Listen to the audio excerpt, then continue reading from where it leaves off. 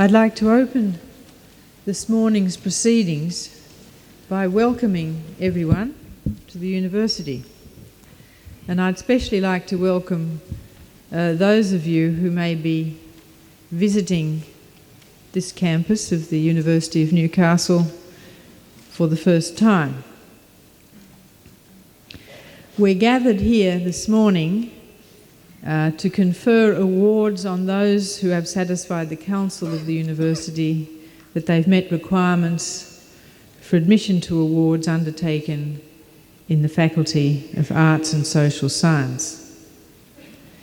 The printed program which you have also contains a list of prizes, and these have been awarded on the basis of academic merit. I'd like to offer all graduates today my congratulations and best wishes. The graduation ceremony is one of our most important occasions. It's a happy occasion, and it's a celebration which we've laid on to acknowledge your achievements. The purpose of this ceremony is to enable each one of you to come forward, not just to receive your award, but also to be presented to and acknowledged by the whole community of the university. That's why we've put on our academic robes and gathered here this morning. And because we're celebrating your achievement, we want also to acknowledge and celebrate the support and assistance that you've had from families and friends over your years of study. It's very pleasant to see this morning so many members of families and so many friends of today's graduates here in the university. Everyone knows that it's impossible to achieve good results within the university without that support and encouragement, which is carried on throughout your lives and will continue. So we can all join in today's event, knowing that every student goes through trauma, anxiety, pain around examination times, late assignments. You need a lot of support, you need a lot of encouragement, not just financial, but other sorts as well. So let's enjoy the morning. I know that many of you here today will have left university to proceed with careers. Others may be continuing with further studies. Whichever course you've taken, it's an important transition from being a student to being either a postgraduate student or a worker in the harsh world outside. In this transition, the university hopes that your years here will prove to be of great value to you, that they will have given you a great deal, not just of knowledge, but of ability to cope with the stresses that life will impose on you. We hope too that you'll see your time here as something giving a continuity into your life ahead, that you'll maintain an interest in your disciplines, an interest in further learning, further study as you proceed with your careers. We hope too that although you're making a transition into another life, you'll maintain contact with the university, as you will now be members of the university convocation. That is the convocation of all members who've been through, graduates who've been through this university. So as such, you might even become members of council or take part in elections for the university council. So transition and continuity. Those are the themes that I'm trying to stress here. Whatever path you've chosen for the future, my good wishes and the good wishes of the university go with you, and all our congratulations go with you today. This is your morning, and we hope that you will enjoy it. We'll start the proceedings this morning with the presentation of an honorary degree, and I now have great pleasure in inviting the Dean of the Faculty of Arts and Social Science, Associate Professor Ramsland, to present the candidate for admission to an honorary degree.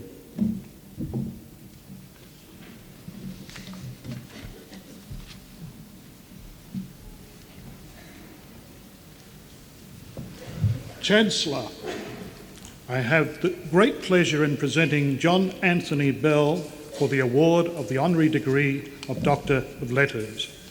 John Bell's intense passion for the theatre began when he was growing up in the inland Hunter Valley city of Maitland. A family acquaintance vividly remembers being shown a project book that had just been completed by the boy for a junior high school assignment. The pages were filled with intricate, beautifully executed drawings for a Shakespearean stage production, complete with costumes for the characters and set designs. Already there was the desire in the child to act, to direct, and perhaps even to run his own theatre company. The dream of the boy was fulfilled in the man, and abundantly so. Norman Kessel, the veteran theatre critic at Art and Theatre Go of more than 50 years standing, has ranked John Bell as one of the 10 best Australian actors of all time, above Peter Finch, Rod Hadrick, Leo McKern, Keith Michell and others. Be that as it may, he stands easily in such company. At his best, he is in a class of his own, harmonising naturalism, theatricalism, impersonation, tradition and bold experiment. He has scrupulous taste, and on appropriate occasion, Dionysian power.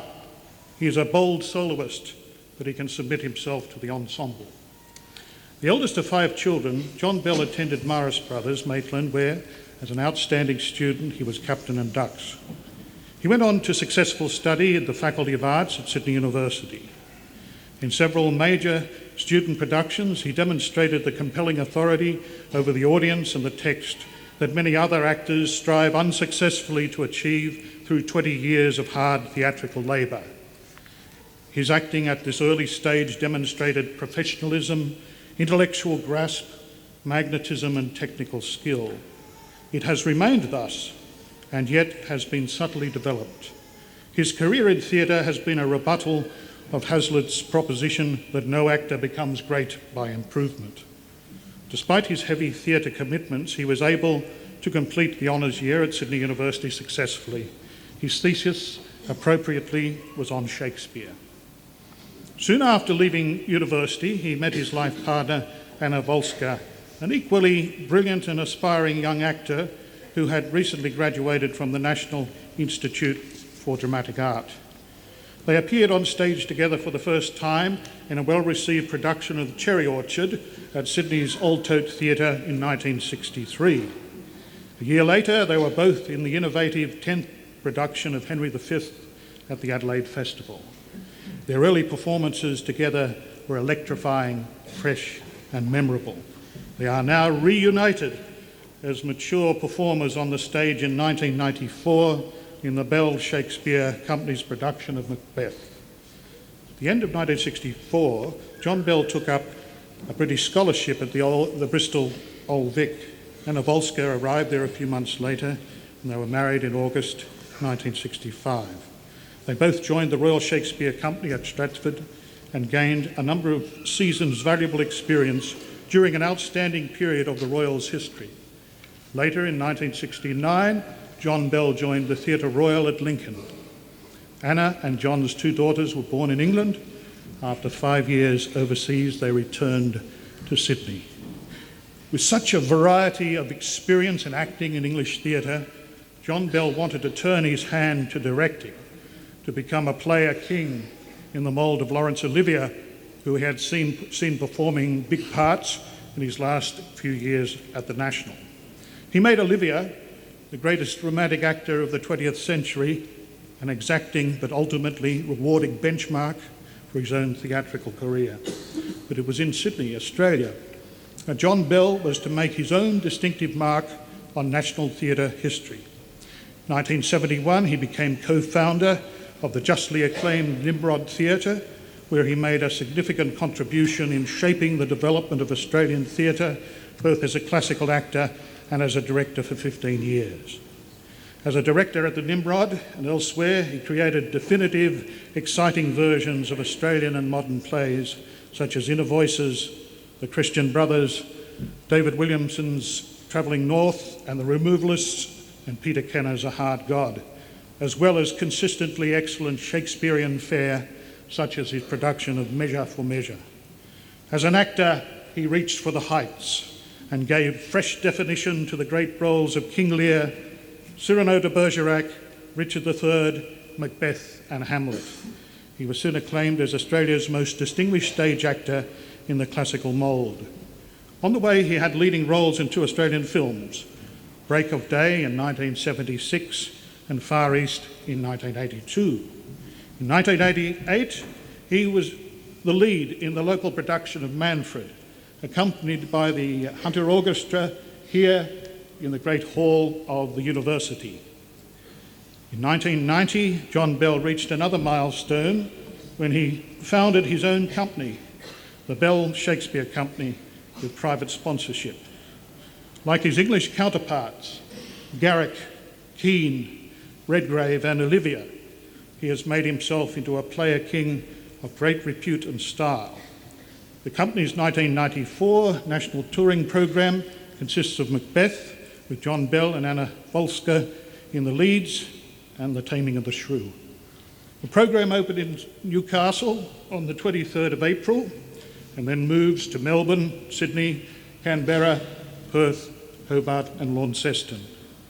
John Bell in 1973 was vitally involved in a Newcastle community forum for the performing arts, which eventually led to the establishment of the Department of Drama at this university. He was made an Officer of the Order of the British Empire in 1978 for his services to Australian theatre, and later became a member of the Order of Australia. He continues to be able to demonstrate to us, in the fullness of his career, what great acting is all about. Great acting, as one authority put it, seems to combine a mastery of magic and technique, hard labour, passionate determination, and exceptional good luck, magnetism and scholarship, realism and a kind of ecstasy or possession. Whatever the great actor does must seem inevitable and yet surprising. Chancellor, it therefore gives me great pleasure to present to you John Anthony Bell, Bachelor of Arts Honours, Sydney University, OBE AM, for admission to the honorary degree of Doctor of Letters. In the name of the Council, and by my authority as Chancellor, I admit you to the honorary degree of Doctor of Letters.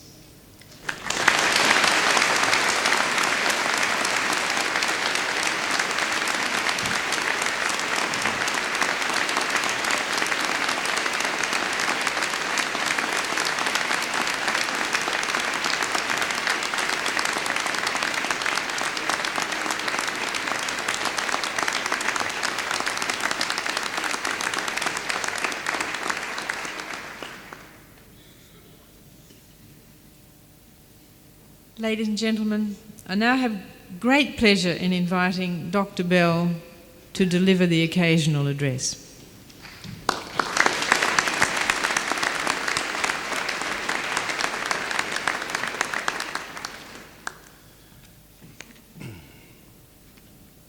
Chancellor, members of the University, ladies and gentlemen. This is a particularly exciting time in Australia's history for all those who want to contribute to the development of our national culture. As we approach the new millennium, we are trying to redefine our national identity and our subsequent relationship with Great Britain and the rest of Europe. We're exploring new relationships with our Asian Pacific neighbours. We are trying to comprehend the spiritual vision of this continent's original inhabitants, as well as the splendid diversity offered us by newcomers to our shores. As we attempt to forge contemporary culture to grapple with all of these new challenges, alongside rapidly changing technologies and social forces, it's vital that we take more than the odd cursory glance over our shoulders to remind ourselves where we've come from, of the rich cultural legacy already in place, which must not be jettisoned for the sake of novelty or passing fashion. I believe in the wisdom of the tribe, as echoed in the opening words of the Dhammapada. What we are today comes from our thoughts of yesterday, and our present thoughts are our life of tomorrow. Our life is the creation of our mind. I take issue with those who proclaim there should be no such thing as an accepted canon of great works, that there is no test that decides that one piece of art is superior to another. I believe there is a body of work bequeathed to us, which it is our duty to protect and to propagate. At the same time, I acknowledge that constant debate and reassessment is required to decide what is still worth preserving and which works of yesteryear should now be consigned to the dustbin. In the case of dramatic literature, tests are pragmatic and results instantaneous. An audience votes with its feet, and any group of good actors will soon tell you if a play has a leg to stand on, let alone to run. There is no international conspiracy to keep certain plays alive, and even if there were, it couldn't stand the test of the marketplace, the final arbiter. If a play survives the test of time, it is simply because actors want to perform it and audiences still want to see it. If the proof of a pudding is in the eating, the proof of a play is in its performance. Tom Stoppard once compared plays to cricket bats. A good cricket bat is well sprung and beautifully crafted to hit a ball in a graceful arc over a certain distance while making a satisfying sound. Then you've got a lump of wood pretending to be a cricket bat. And if you hit a ball with it, the ball will travel about 3 inches. You'll drop the lump of wood on the ground and dance about with your hands tucked in your armpits, crying, ouch. Like a good cricket bat, or a Stradivarius, or a bottle of Grange Hermitage, a great work of art becomes more precious with time. But unlike a cricket bat or a violin, a play is never a finished object. The words on the page are only the starting point for a creative work that acquires a new life each time it's performed. The French-Canadian director Robert Lepage was asked recently, "Who is your favourite living playwright?" And his answer, William Shakespeare. Shakespeare is a fundamental part of Australian culture, not just because he helped create the language we still use today, but because he's broken all international boundaries to become part of a universal culture. He's no longer a British possession. More popular now than ever before in history, his works are performed in almost every language and every form of theatre. Through the work of directors as disparate as Brecht, Brooke, Stein, Mnouchkin and Suzuki, he's been a major force in revitalising the theatre of the 20th century and will no doubt go on to galvanise the 21st. But if Shakespeare is to continue as a major force in Australian theatre, it must not be through slavish imitations of foreign models or deference any supposed tradition. If they are really to touch and reflect the lives of Australians in the 21st century, Shakespeare's plays must experience a metamorphosis and be presented in ways that we understand and relate to. I don't mean translating or modernising the texts. The only way to keep Shakespeare's language alive is by speaking it. Nor do I mean an Ockerization in performance, a sort of Bunyip and Boyang approach, although I must admit that my current production of The Taming of the Shrew is within a cooee of Sylvania waters. What it does mean is that we have to discover the plays afresh in the light of our own experience, our personal experience, reflecting impressions of the world around us or those which come to us daily via satellite. We have to put the aesthetics on hold for a moment to ask ourselves, what are the real issues in this play? What is it saying to us, and how do we communicate that message? We who undertake the performance of Shakespeare are obliged to conduct a somewhat schizophrenic exercise. We must be fully conversant with the time and circumstances that gave birth to the text, and at the same time let it take us by surprise, as if it were hot off the press, a new work being aired for the first time. We must ignore its pedigree and articulate what it is that thrills, shocks, and stimulates our imaginations. At all costs, we must disregard the weight of tradition, the accretia of past practice of other days, which necessarily saw the piece through different eyes and constructed different connotations.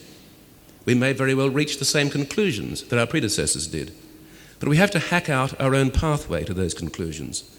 It's the process of rediscovery that will make our work both unique and timely. It's often been noted that Shakespeare's rendition of humanity, its joys and sufferings, hopes and disappointments, rings as true today as it did 400 years ago. But we can only communicate that truth if we learn to speak it in our own voice and through our own life experience. My work, and that of my company of actors, is to sift, rediscover, and communicate great works from the past in a way that is both meaningful and inspiring to a new generation. This aspiration seems to me to coincide pretty neatly with the aims of a university such as yours, and it's for this reason that I'm delighted to accept the honour you do me in conferring this degree. Thank you.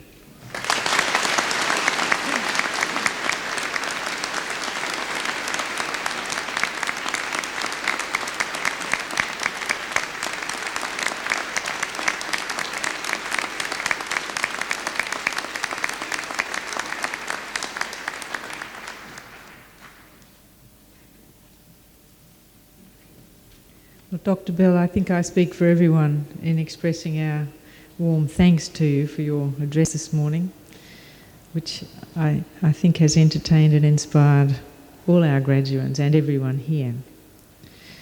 We'll proceed now with the award presentations, and I'll call on the Dean of the Faculty of Arts and Social Science, Associate Professor Ramsland, to present candidates from that faculty. Will all candidates for admission to the awards undertaken within the Faculty of Arts and Social Science please stand?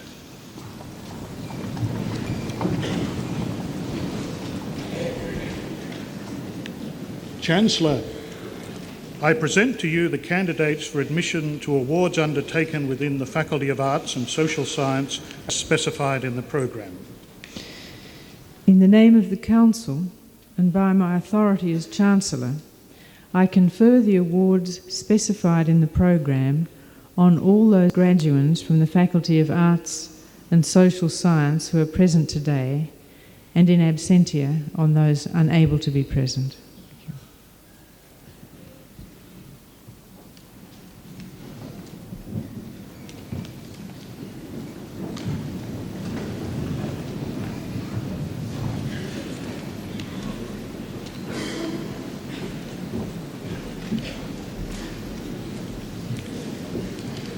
Chancellor, I present to you a candidate who has qualified for the award of the Associate Diploma in Police Studies, Derek Redpath.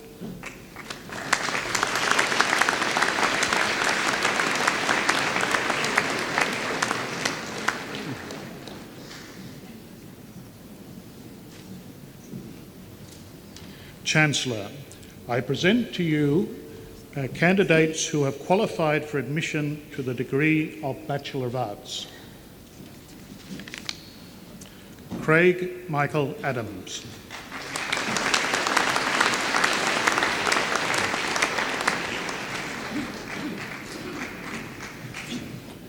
Andrew Gordon Anderson.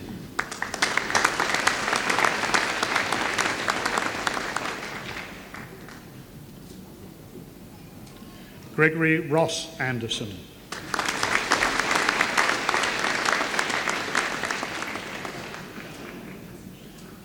Simon Andrew.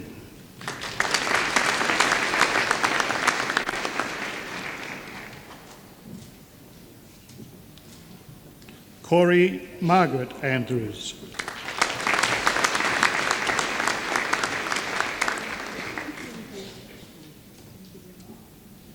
Julie Marie Annis Brown.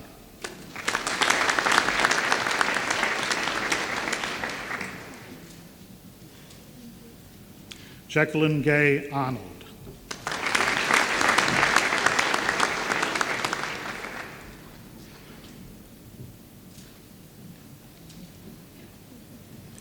Danielle Atkin.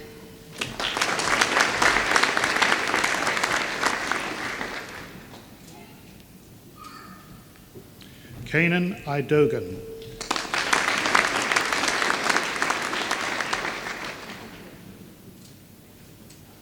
Robert Babamovsky.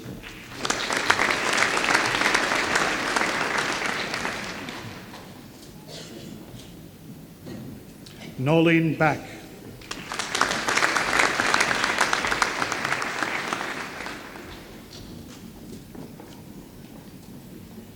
Michael Alexander Baldy.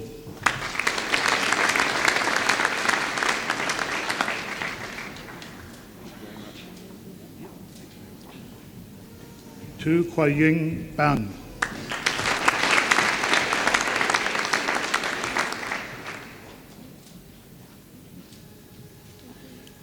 Margaret Louise Barkan.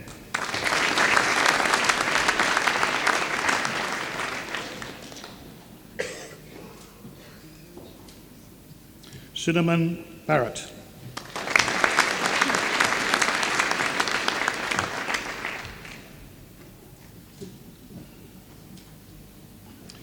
Joyce Elaine Barry.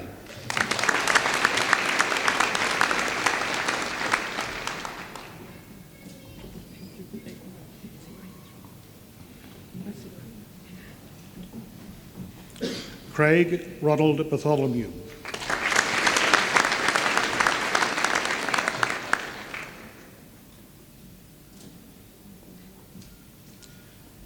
Glenn Stewart Beattie.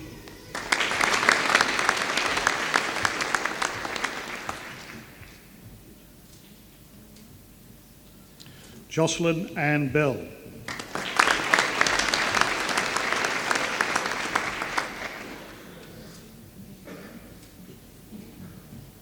Anna Kate Bennett.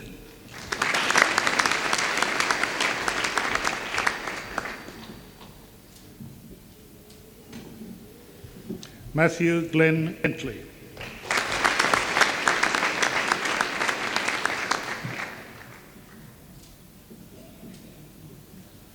Andrew Bennett Bevan.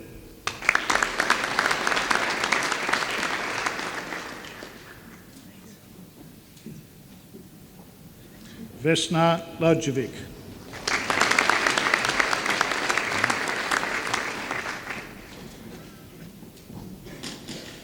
Diane Betty Blanche.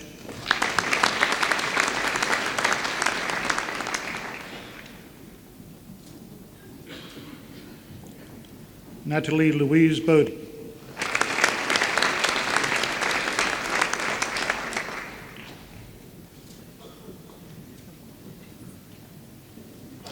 Amanda Claire Bouquet.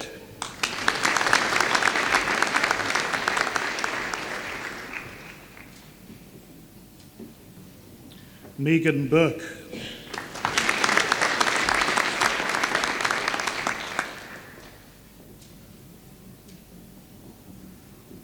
Linda Catherine Bowen.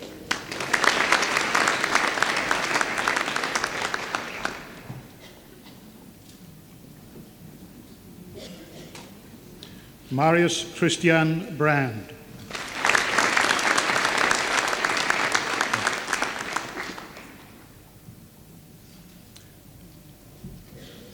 Tony Bright.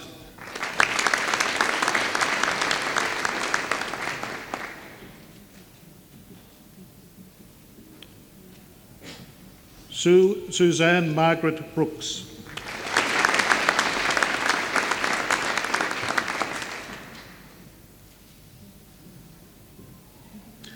Eleanor Brown.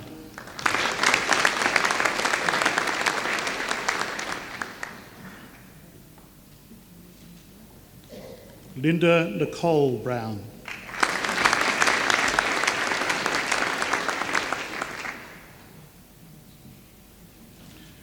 Justine Lee Braden.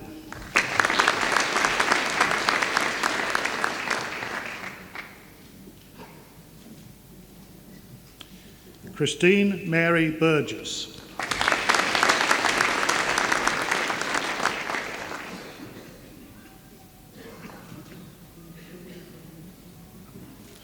Danielle Marie Campbell.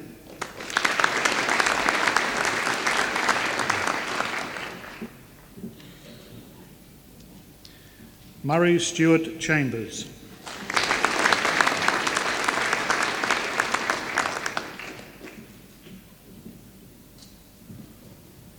Angela Lee Cherry.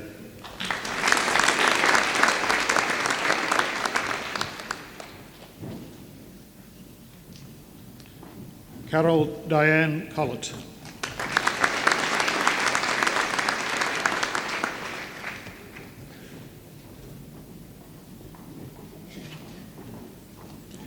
Janice Collins.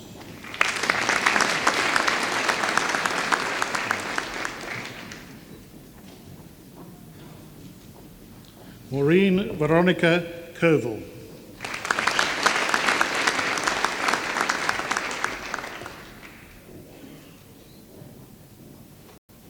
Jenny Marie Conley.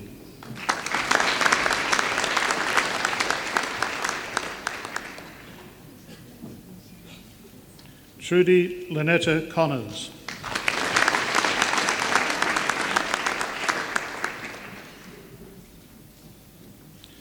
Catherine Louise Connolly.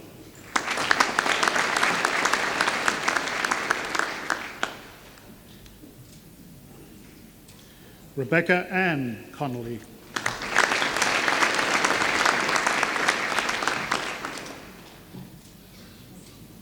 Alison Cooper.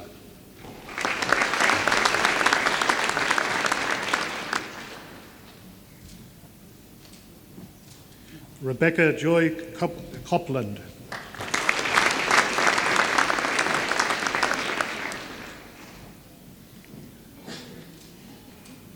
Karen Louise Cousins.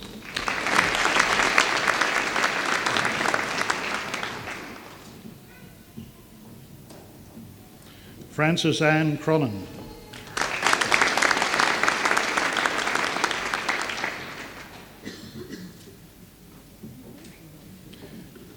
Stacey Lee Cross.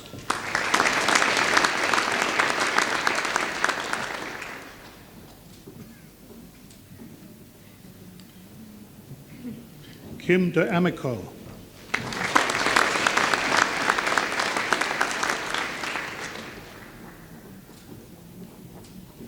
Luke Leslie Davies.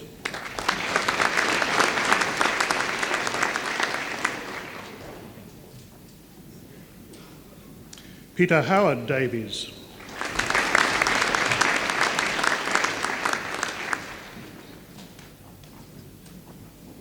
Barbara Jane Davis.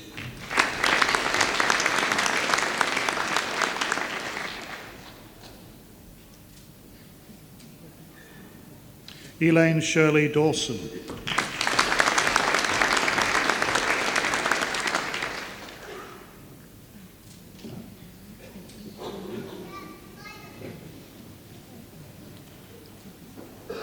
Deborah Ann Diaz.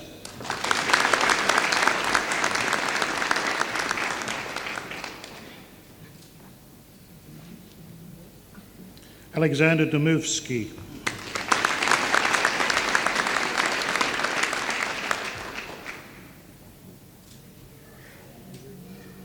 Jacqueline Doran.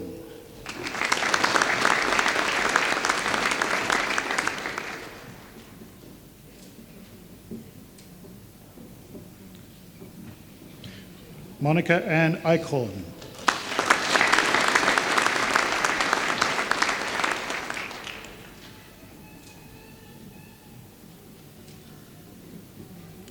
Joy Ellum.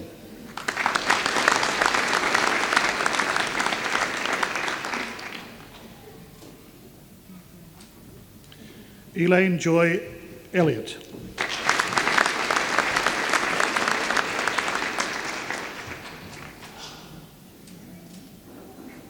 Rosemary Bronwyn Epus.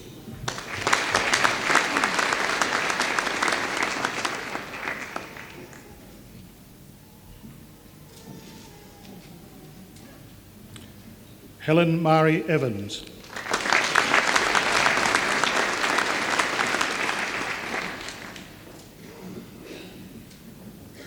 Jennifer Lee Everett.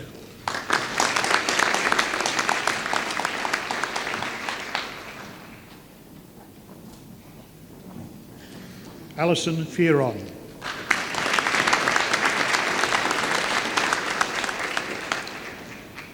Jennifer Danielle Field.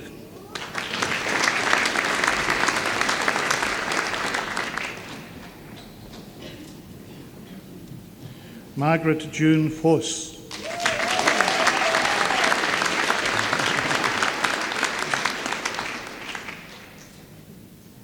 Cheryl Lynn Fowler.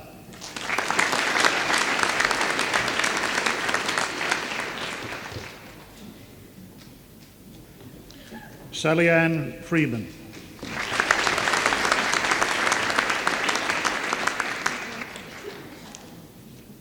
Max Kenneth Frew.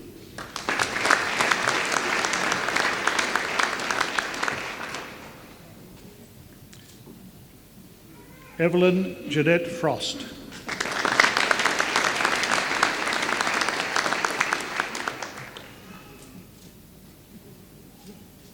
Donna Louise Gallagher.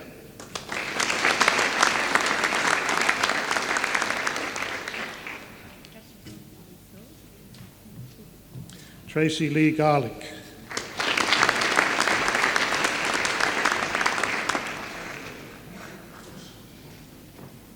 Joshua Nathan Garling.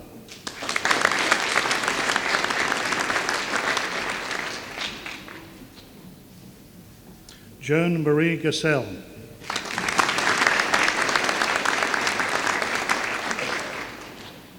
Suzanne Margaret Gilson.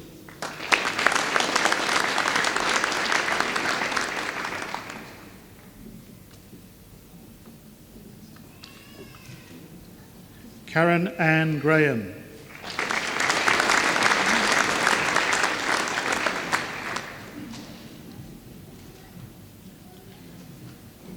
Julie Ann Green.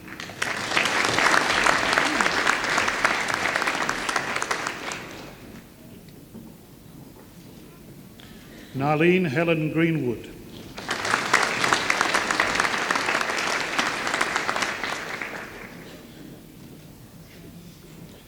Frances Meredith Grigas.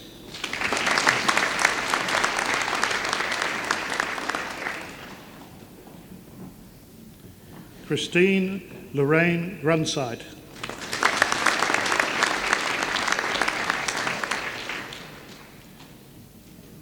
Julie Ann Guest.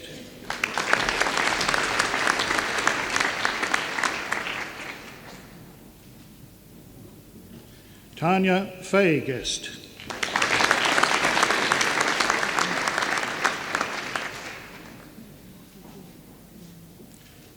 Myril Haddad.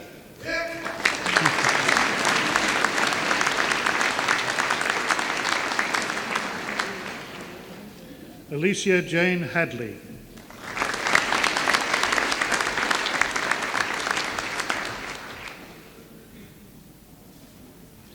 Penelope Jane Hall.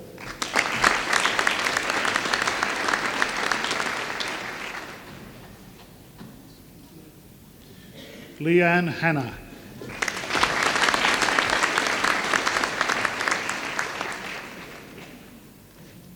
Jennifer Ann Harris.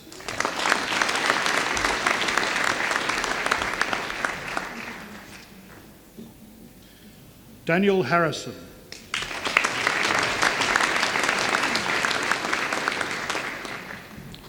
John Edward Harvey.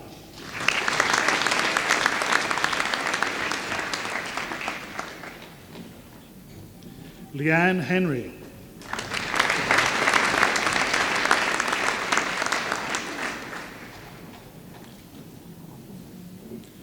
Sharon Hess.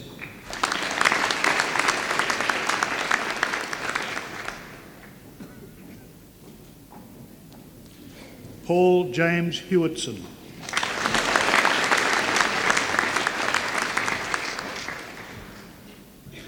Jeanette Lucille Hill.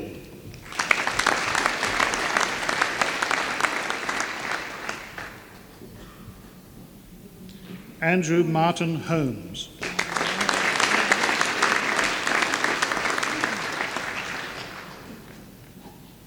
Robert William Hoff.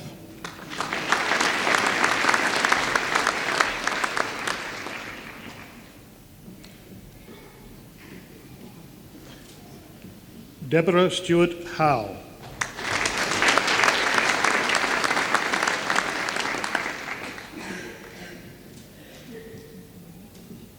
Honey Hugh.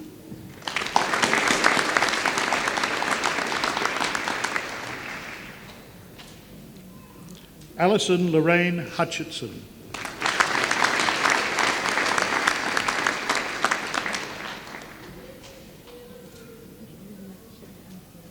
Sybil Ulrich Eilshofer.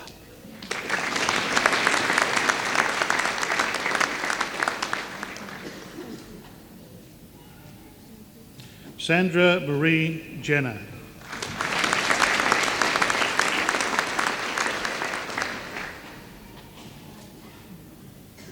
Cherry Ann Jerome.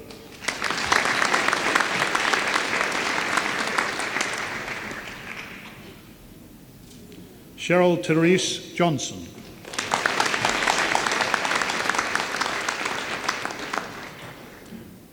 Nicole Marie Johnston.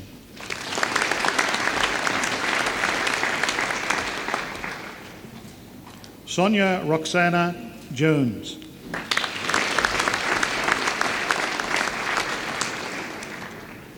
Susan Marie Jones.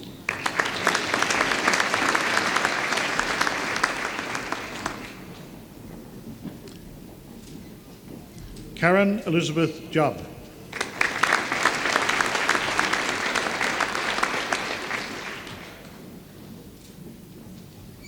Helen Kapalos.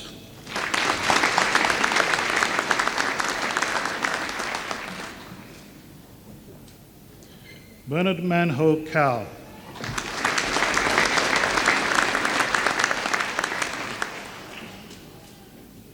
Catherine Lillian Kelly.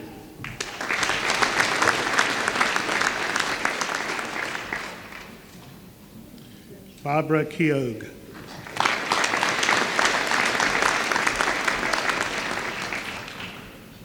David Alexander Kersmith.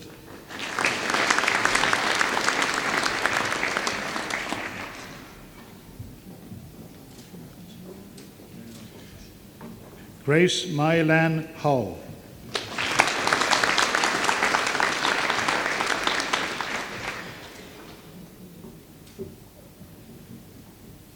Alexandra Stella Nodler.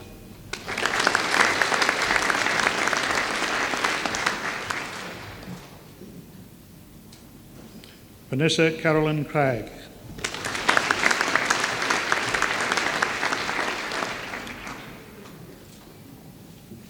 Jimmy Lamamowski.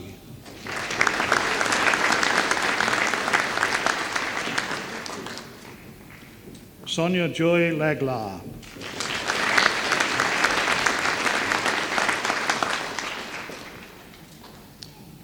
Patricia Isabel Lanting.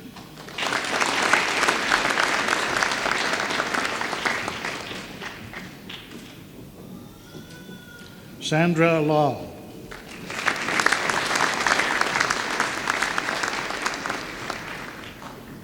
Rachel Jane Leary.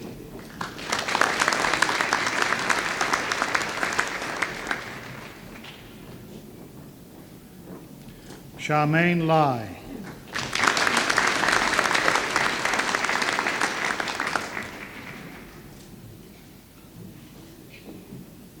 Kirlianne Liebhardt.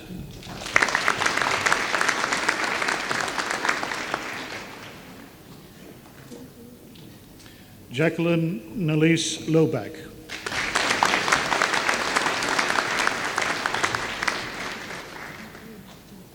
Charlene Ann Love.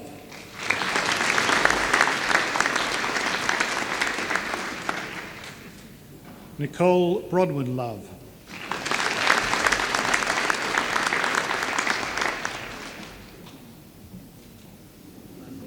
Mark Anthony Lulhan.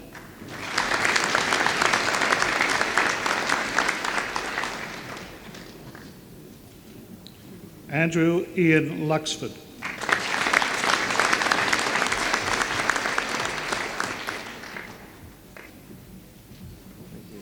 Jeanette Louise McMillan.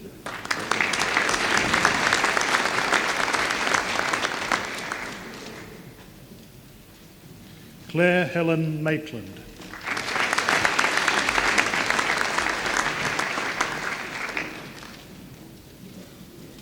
Louise Yvonne Mansfield.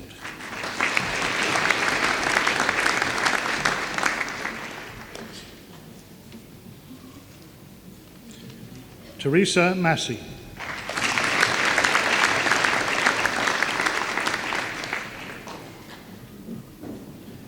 Deborah Ann Matheson.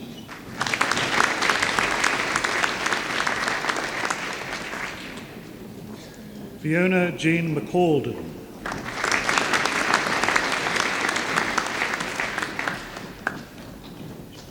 Scott Michael Bukoska.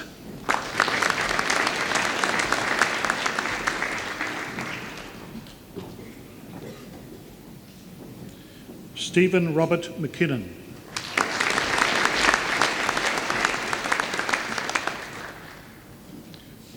Donna Louise McSweeney.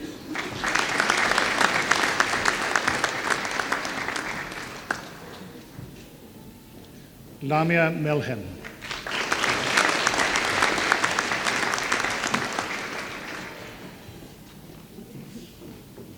Joanne Margaret Michelle.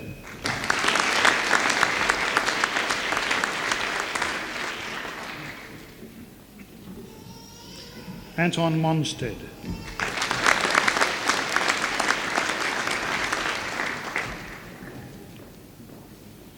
Nicholas James Morrison.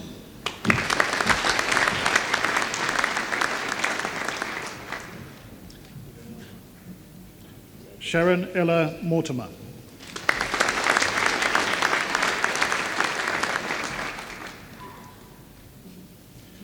Dawn Sylvia Mullane.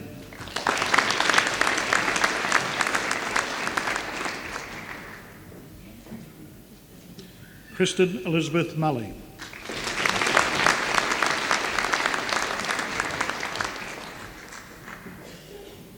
Matthew Glenn Nash.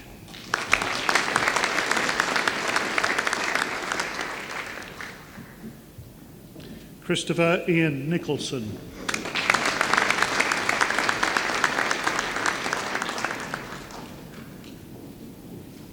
Helen Maria Nikidius.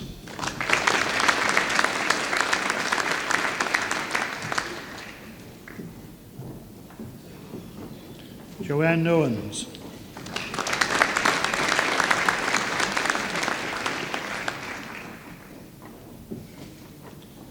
David Ronald O'Brien.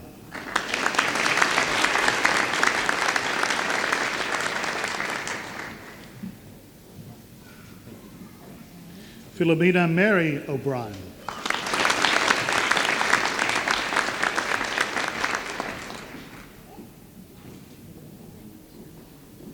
Kylie O'Keefe.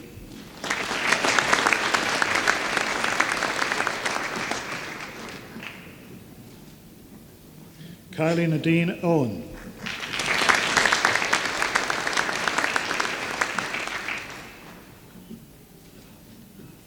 Jennifer Ellen Palmer.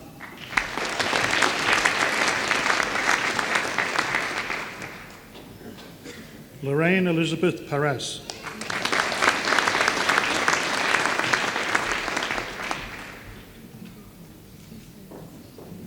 Anne Teresa Parr.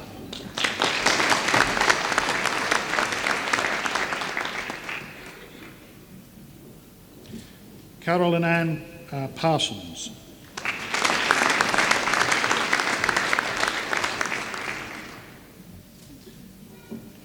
Wendy Allison Parsons.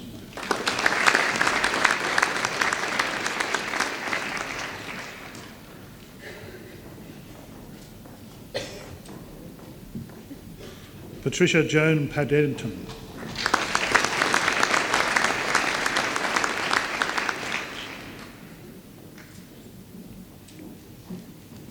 Anona Pierce.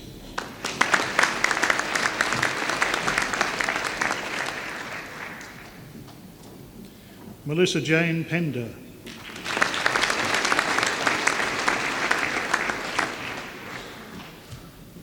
Michael Russell Peterkin.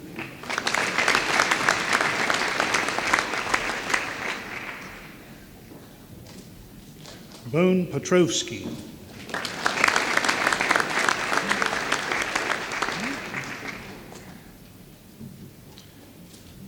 Yvette Marie Phillips.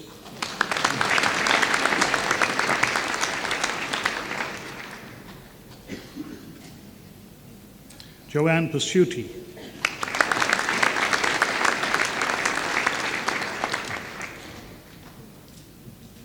Melissa Jane Podmore.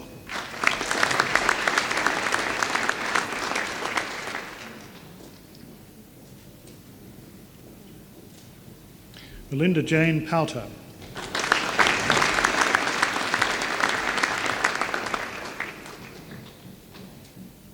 Amanda Elizabeth Price.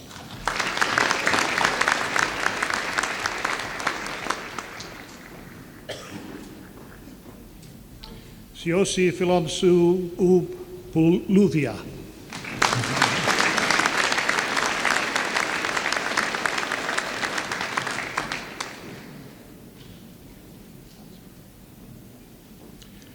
Christina Purden.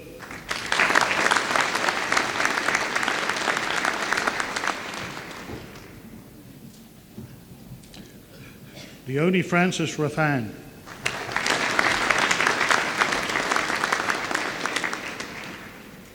Fiona Louise Schofield.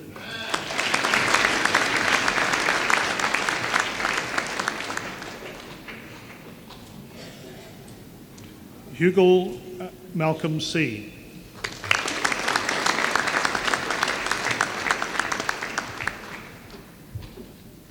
Scott Sharp.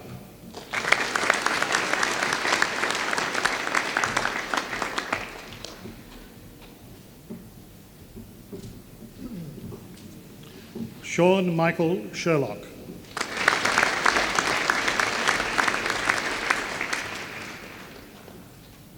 Genevieve Mary Gordon Shaw.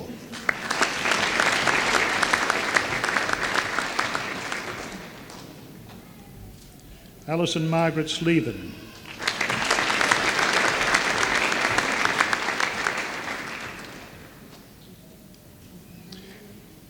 Karina Marie Smith.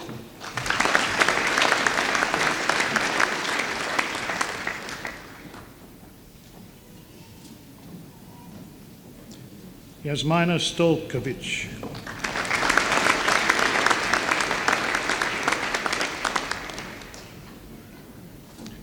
Renee Louise Stern.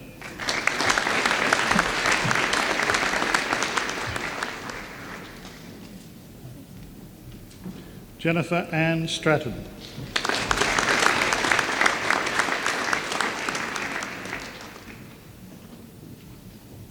Wendy Stewart.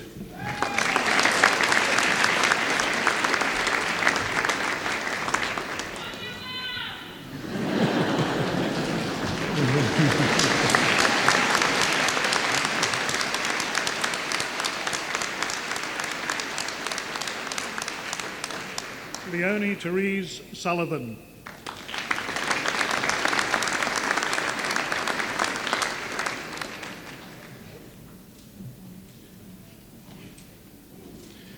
Darren Tagg.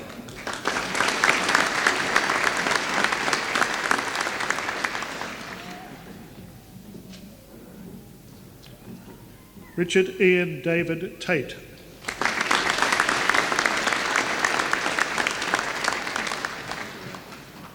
Amanda Joy Teague.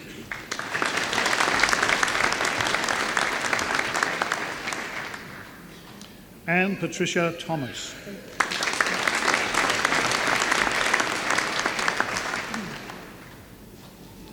Melissa Jane Thurlow.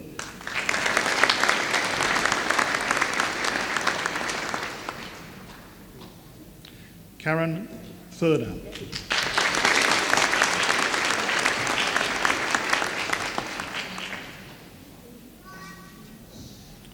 Tatiana Sisisovitsky.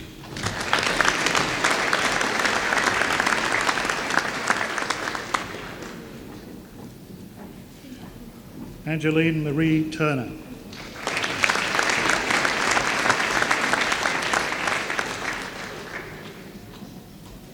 Jacqueline Turner.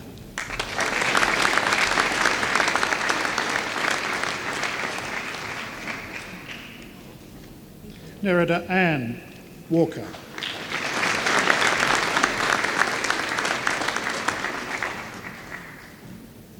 Fiona Jane Watson.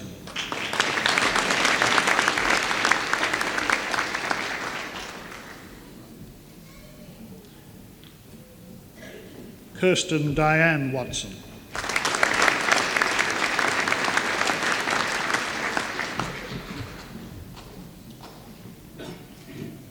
Virginia Wall.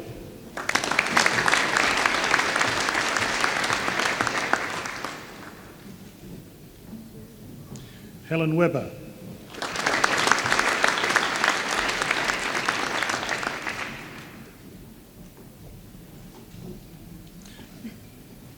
Patricia Amber Webster.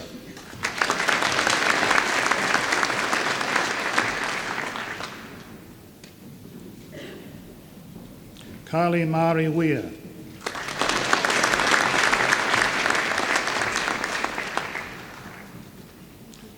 Evelyn Joy Wells.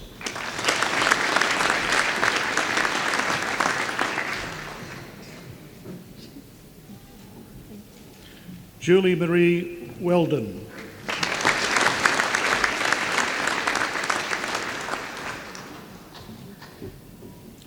Mary Elizabeth Wiggins.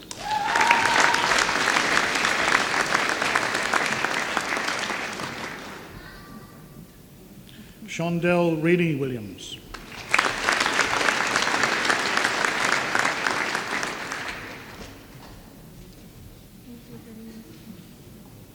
Andrea Pierre Wilson.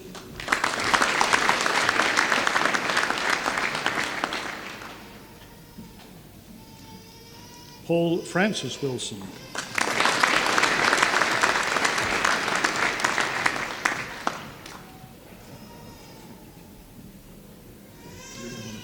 Katia Lee Wallen.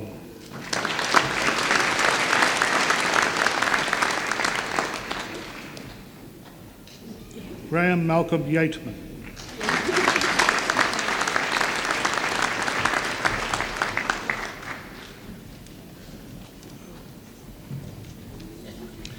Chancellor, I present to you candidates who have qualified for admission to the degree of Bachelor of Arts, Communication Studies. Nigel Brett Adnam.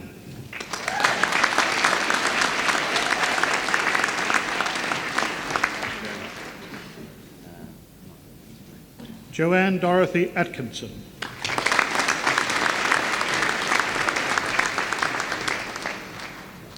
Keith Charles Avery.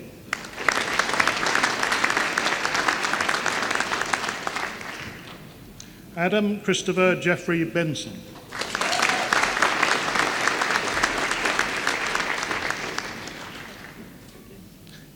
Alexandria Ruth Bernard.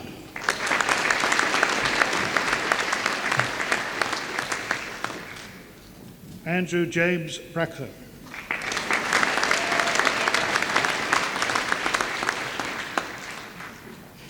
Kim Louisa Burrows.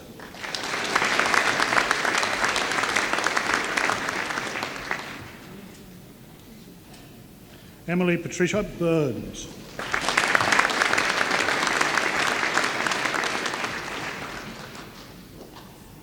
Claire Louise Clark.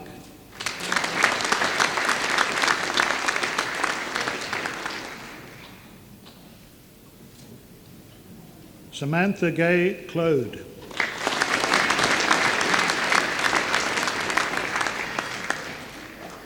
Matthew John Coleman.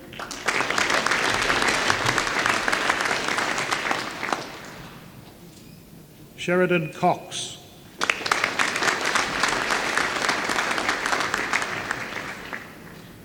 Danielle Marie Curnow.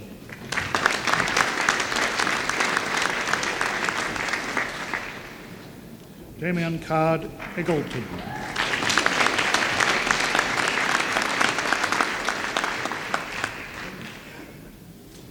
Rebecca Jane Farrow.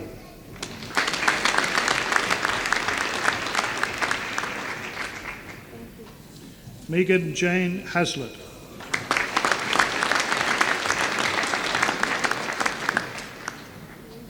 Adam John Head.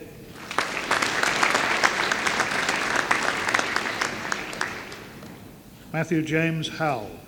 Holly. Matthew James Holly.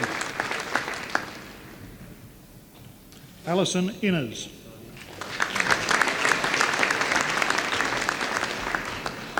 Tara Joy Jackson.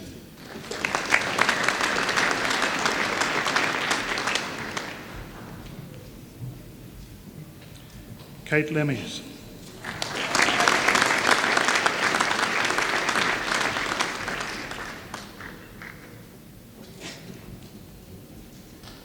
James Bertram Lewis.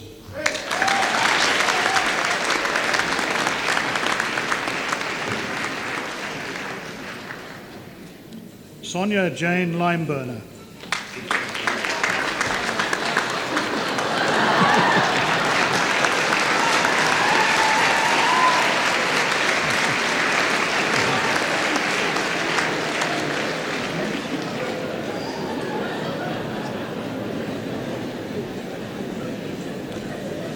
Anne Louise Marchment.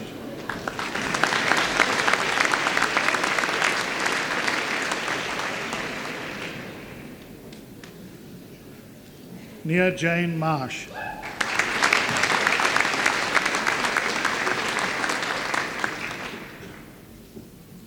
Kenneth Colin Philip McIntyre.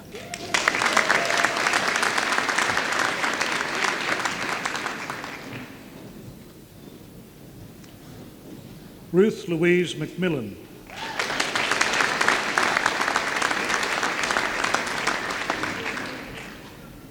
Elizabeth Christine Mogg.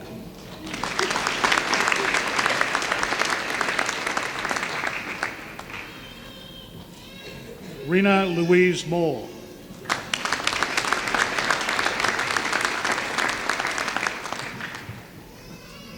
Tina Narelle Moran.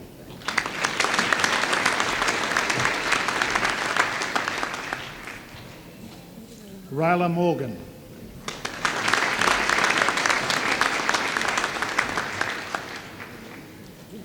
Katrina Ellie Nichol.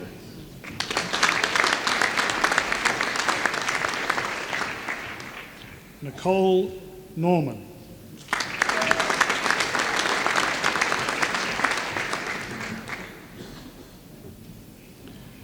Karen Tracy O'Donnell.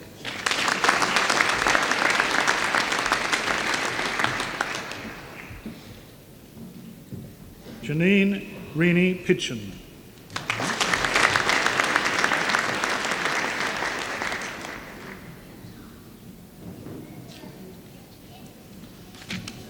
Linda Bentley.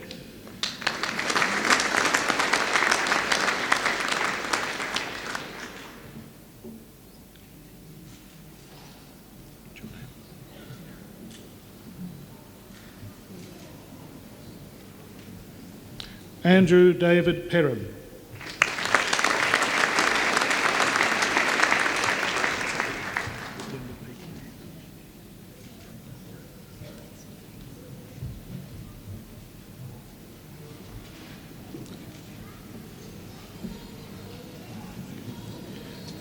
Janine Renee Pinchin.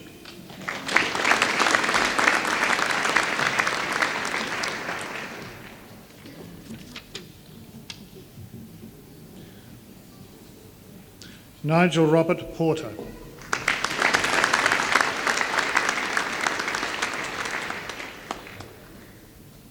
Edwina Jill Richards.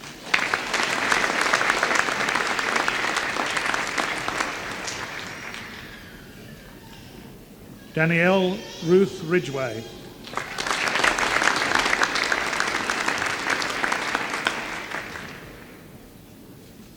Matthew John Roberts.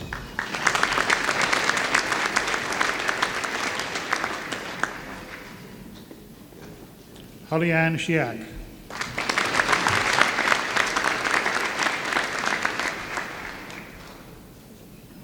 Catherine Ann Stevens.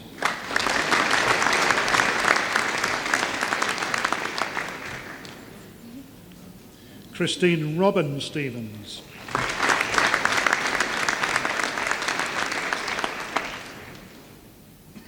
Belinda Jane Swan.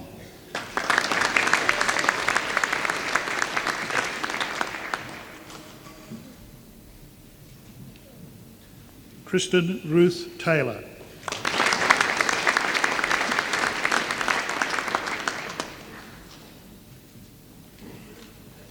Linda Jane Thornton.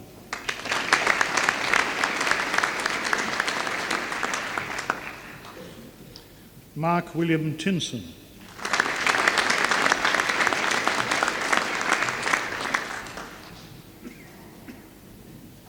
Simon Keith Walker-Smith.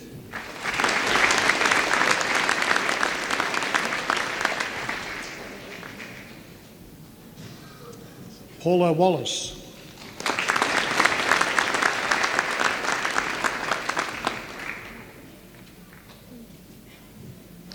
Joseph Edmund Williams.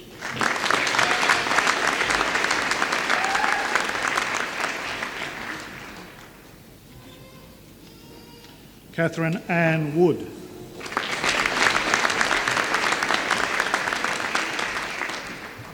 David Gordon Wood.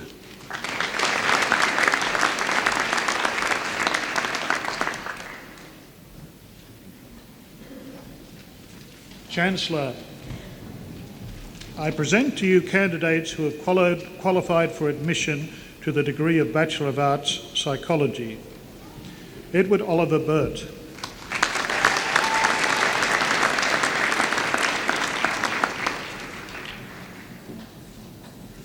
Craig Stewart Brackenbury.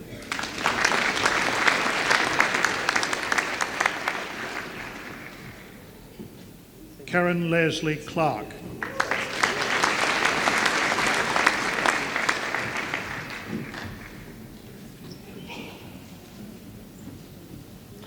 Tanya Rose Limnios.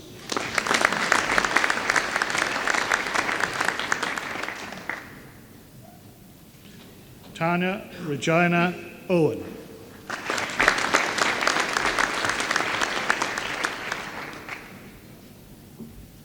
Michelle Jane Robinson.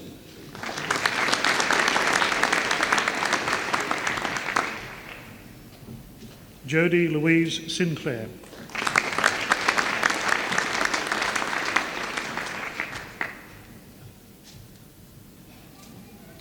Nicole Jeannie Wittig.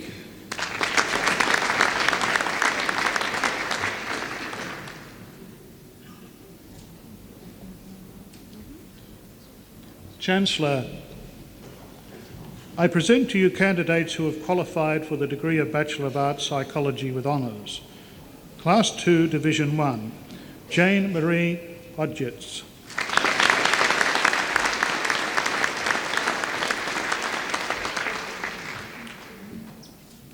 Neil Edward McPherson.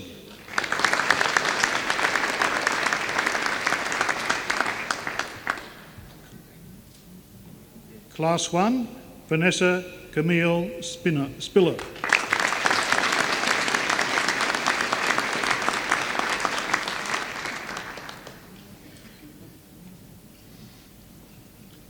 Chancellor, I present to you candidates who have qualified for admission to the degree of Bachelor of Social Science, Justice Studies. Stephen Ralph Butler.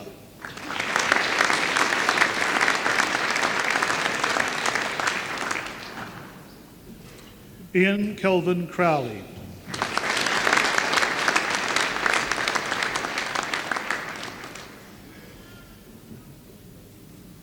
David Caldwell Darcy.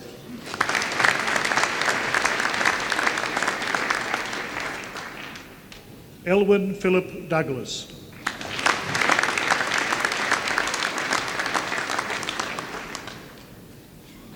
David John Evans.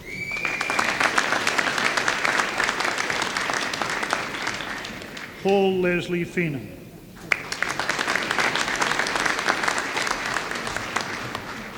Ronald Stanley Gibson.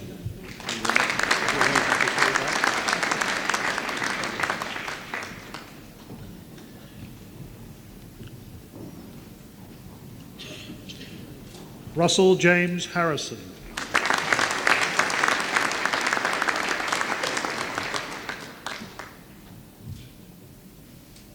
Alan Donald Harrison.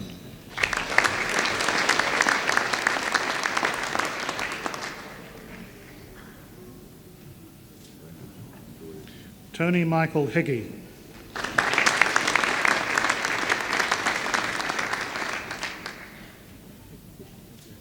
Wayne Martin Hoare.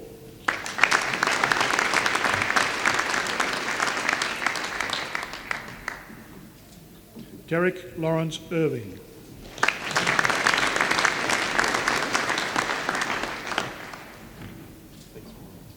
Henry Johnson.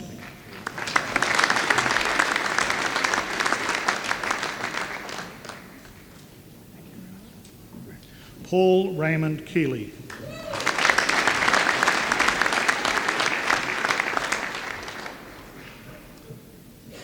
David James Knowles.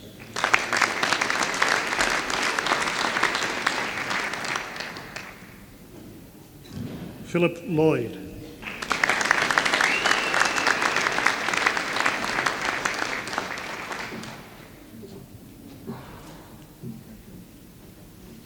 Ian Hamilton Lovett.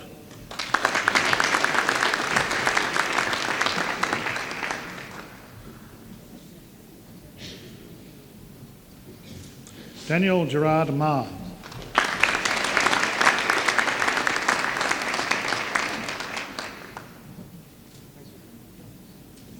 Bruce Sidney McGregor.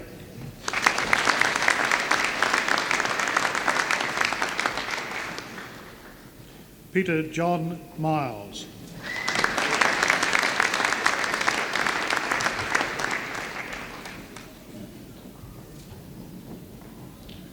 John Thomas Mooney.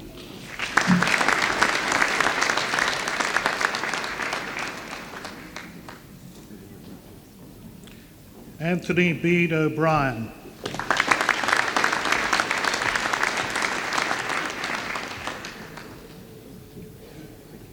Clement Francis Rankin.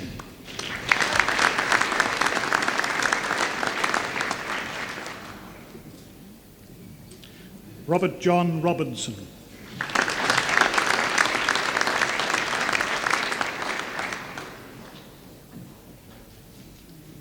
Darrell Robert Shearer.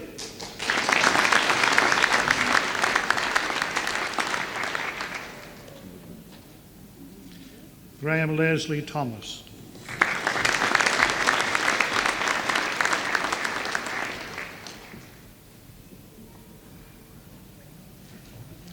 Christopher John Erb.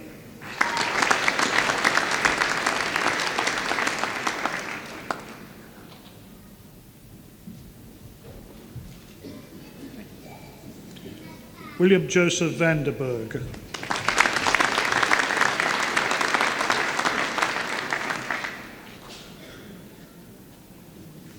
Alan Raymond Witten.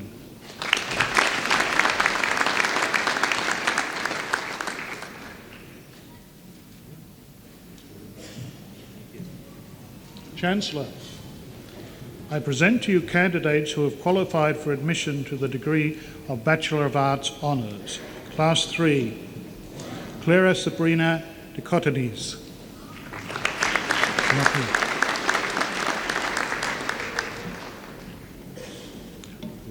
Class 2, Division 2, Kerry Ann Linton.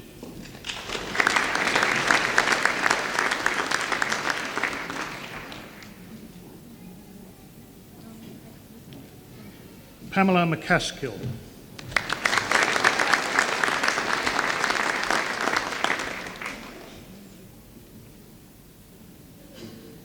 Joanne Louise McQueen.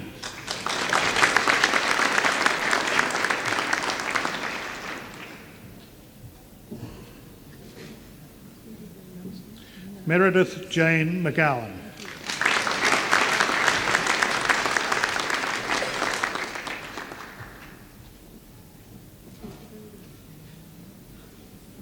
Class 2, Division 1, Joanne Kerry Adams.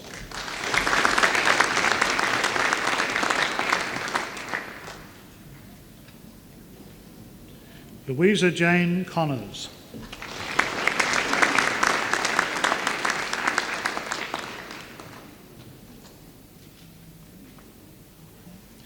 E. Lai Hong.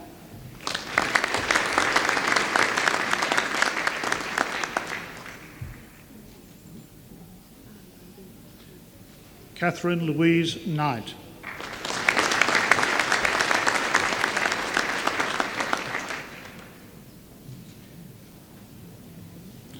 Barbara Ann McNally.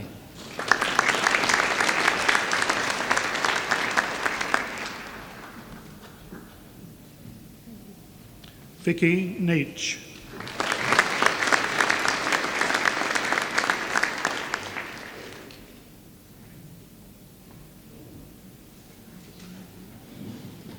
Rosalind Rippon.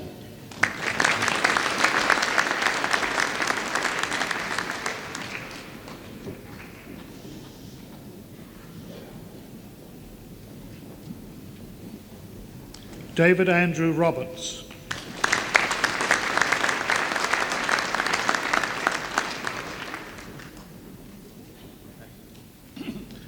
Class 1, Julie Ann Brooks.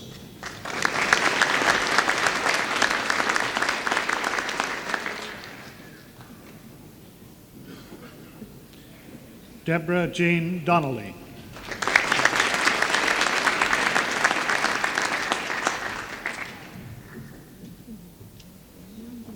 Sonia Elizabeth Gray.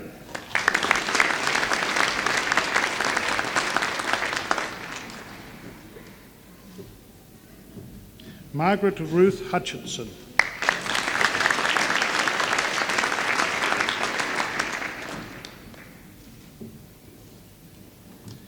Diane Kristen Mainprize.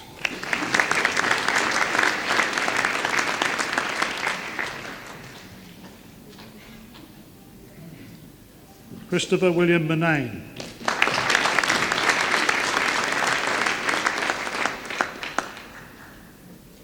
Darren Orchard.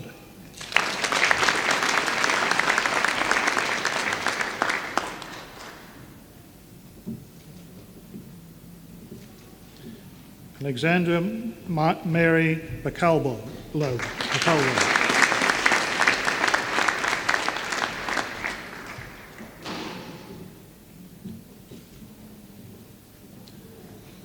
Philip John Robin.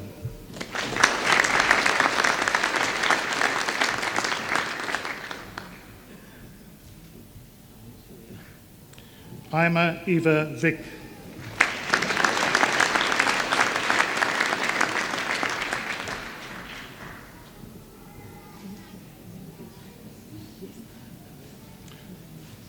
Susan Claire West.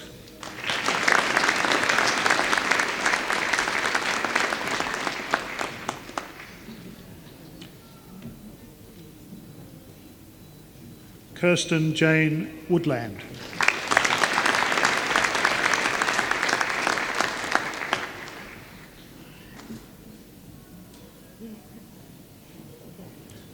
Anna Maria Zicki.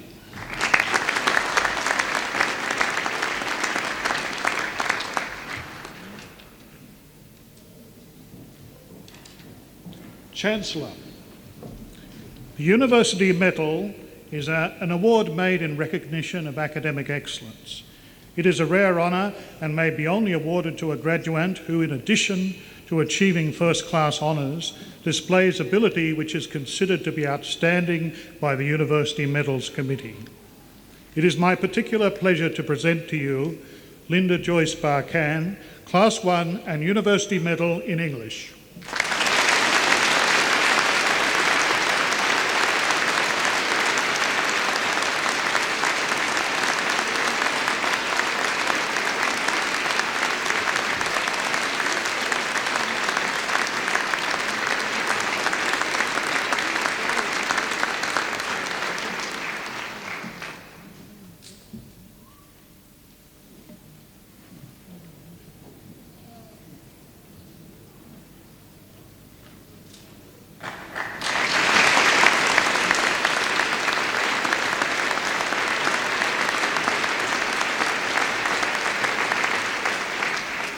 Chancellor, I present to you candidates who have qualified for admission to the degree of Master of Applied Ethics.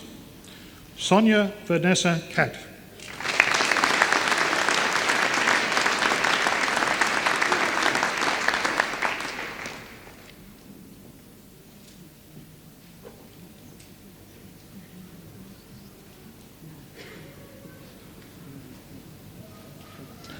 Leon Paul Kleinman.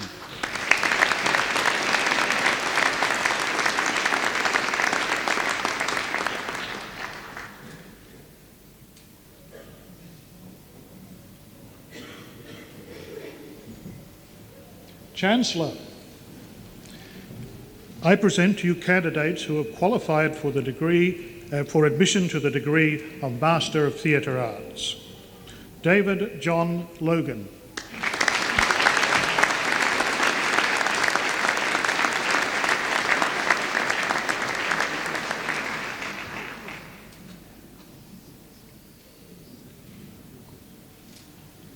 William Andrew Patterson.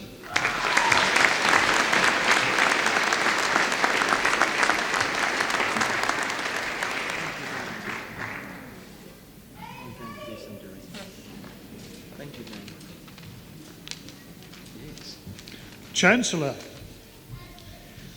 the degree of Doctor of Philosophy is awarded to a graduate who has successfully completed a prescribed program of study, principally of research. A thesis embodying the outcomes of the research is the principal basis of examination.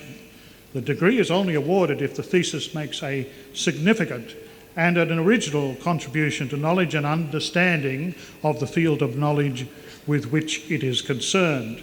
I present to you candidates who have qualified for admission to the degree of Doctor of Philosophy. The Department of English.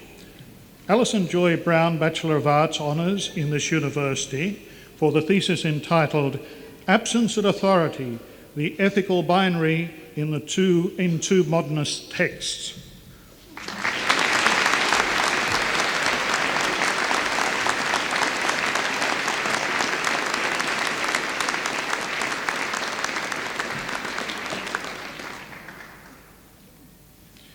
Veronica Gay Lunn, Bachelor of Arts Honours in this university for the thesis entitled The Influence of Platonic Mystical Thought on Ulysses and Finnegan's Wake, with particular reference to Bruno and Vico.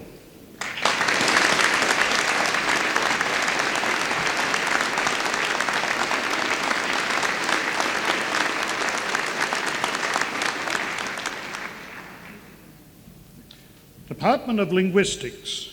Janice Skillen, Bachelor of Arts Honours in this university for the thesis entitled Towards Neuro-Linguistic Theory of Language Acquisition.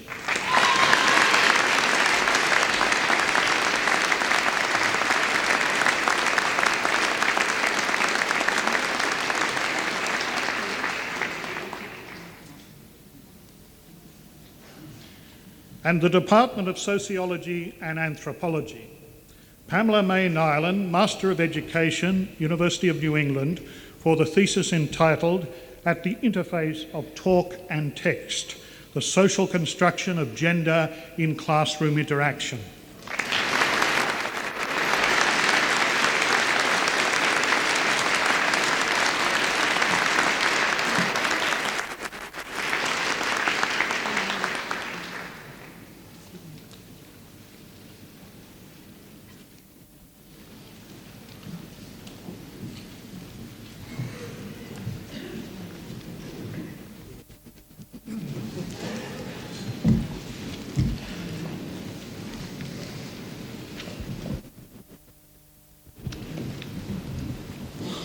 I now have great pleasure in inviting Miss Linda Barkin to respond on behalf of the graduates.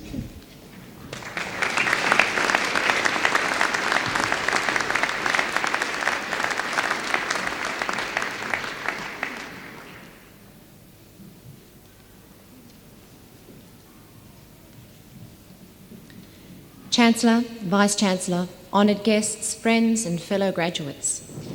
In the past week there has been an exchange of letters in the editorial section of the Sydney Morning Herald on whether it is appropriate to refer to university students as customers or stockholders. Without wanting to enter into that debate now, I can see how this consumer industry terminology is fitting. It is a commonplace in the marketplace that a satisfied customer will always come back for more.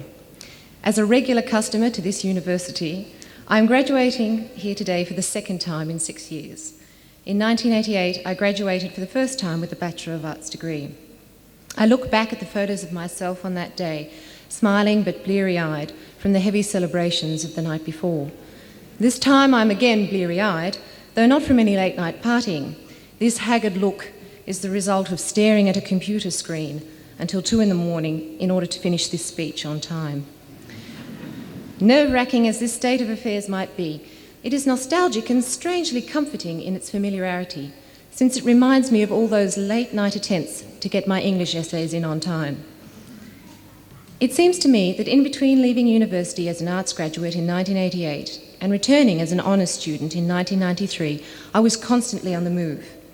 I changed location, house, city and country 9 times in 5 years. And even now I find myself regularly commuting between Newcastle and Sydney. Mind you, I'm not complaining. This has been entirely a matter of choice, and I'm aware that choice is one of the benefits a university education can offer. With my first degree in my pocket, I was able to find satisfactory and satisfying employment in Sydney the year I graduated. The following year, thanks to the language skills I had acquired in the French section of the Modern Languages Department, and thanks also to the support of the staff, I was granted a scholarship by the French Embassy and spent 2 challenging, fulfilling and enlightening years in France. In 1991, I moved from Lyon, France to Cologne, Germany, and after 18 months there, returned to Newcastle. Coming back to the University of Newcastle to tackle English honours 8 years after I first began my Bachelor of Arts degree was a momentous and rewarding experience. When I say coming back, I do not mean to suggest a regression so much as a progression. In the course of my honours year, I discovered that my past experiences could inform the present, and conversely, that the honours experience could provide new perspectives with which to view or review the events of past years. As a result of the constant change and instability of those years, I was especially receptive to at least 2 of the requirements of university life: the need for structure and for self-discipline. Paradoxically, the relatively structured environment in which I found myself again had a liberating effect, and I was able to re-stimulate and hone those faculties of reflection, analysis and interpretation which had been developed in the first phase of my tertiary education. I hope that these personal reminiscences do not seem an indulgence on my part.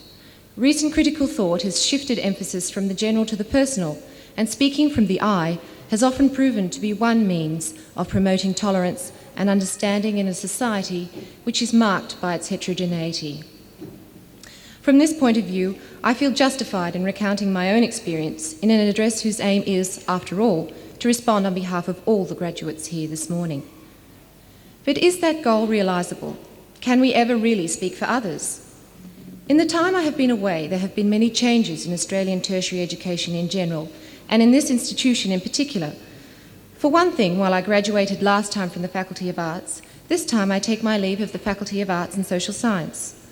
From the proceedings today, I see that I represent graduates from such diverse yet interconnected fields as English, modern languages, history, communication studies, theatre arts, justice studies, applied ethics, linguistics and psychology.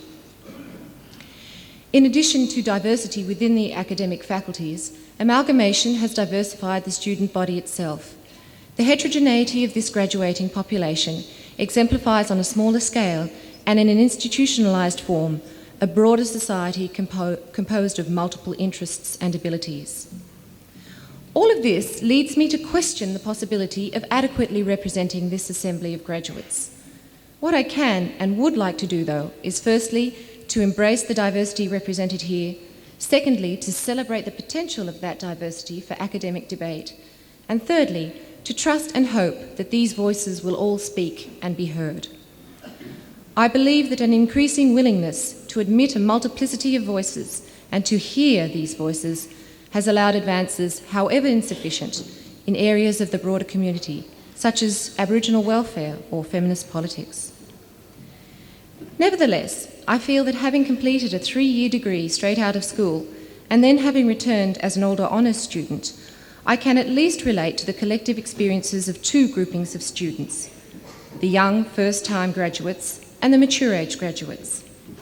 When it comes to the shared experience of the first group, I can easily recall the excitement, the confidence and sense of achievement which marked this culminating point of their studies. I can appreciate that unique bonding between fellow students, the fond memories of O-balls, club dinners, rendezvous made in the coffee shop, and good times spent in the bar. Equally, I have to recognise that we are living in an economic climate much more unstable than when I first graduated. Today's youth is perhaps more aware of the contingencies of their situation than my generation, and less optimistic about the future, or perhaps simply less blind to its realities. In terms of the collective experience of the second group, the mature-age students, I can appreciate the understanding of staff, and particularly the necessary and welcome support of family and friends. This gives me the opportunity to personally thank those members of my own family in the audience today, and to congratulate my stepmother, who has been awarded her Bachelor of Arts. With her, and others like her, I can testify to the value of the past, to the importance of applying hard-earned experience to new situations. I can also relate to that daunting feeling of seeing those youthful faces in tutorial and realising with horror or equanimity, depending on one's disposition, that when you were the age of these young students, they had not yet even graduated from primary school. Having lived out of a suitcase for the past 5 years, I feel it is appropriate for me to speak in terms of the personal baggage which we bring to our experience. So what baggage did I bring with me to the first phase of my university life?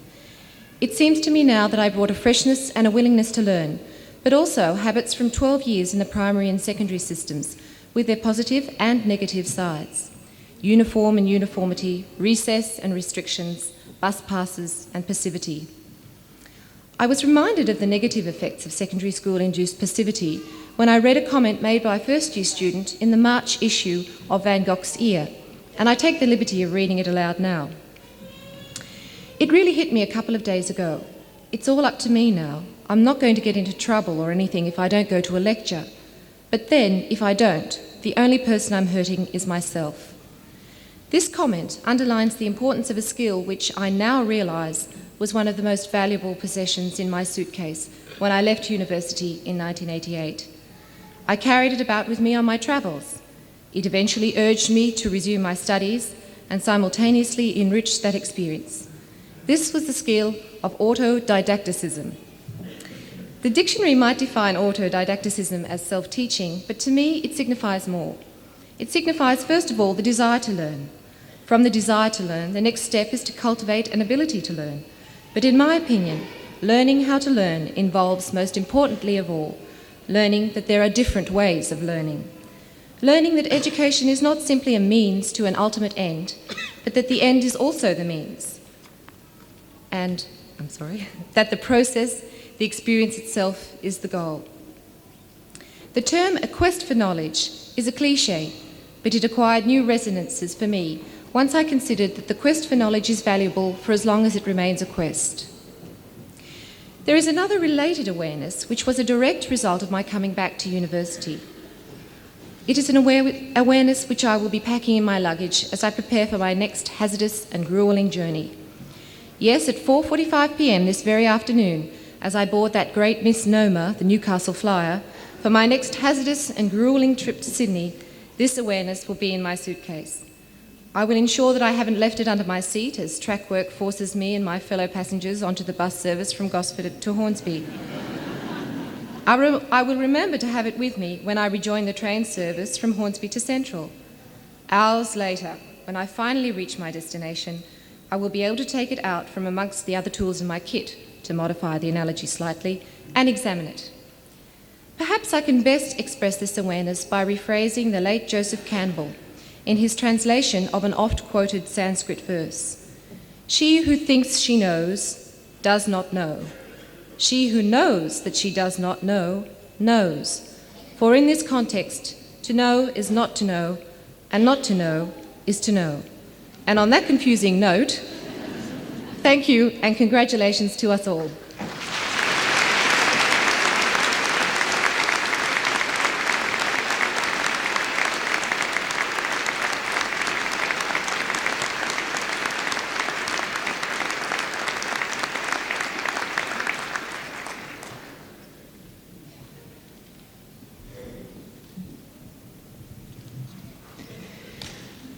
Well, we have almost played out our ceremony. It's a ceremony that's performed many times in this university and other universities around the world and back through the centuries. But although we hope that each time it's fresh and new like a play, it isn't like a play, because it's a real experience for each graduate. Each of you have had your moment of fame, your moment of acknowledgement. I've had one or two little surprises myself. The families and friends have participated today with a great deal of enthusiasm, which makes it enjoyable for everyone. We've had two wonderful addresses from Dr. Bell and Miss Barkin. And so the moment you're waiting for has arrived. After we adjourn, morning tea will be served in the Union. Thank you all for your presence in this most enjoyable morning. I declare the ceremony ended.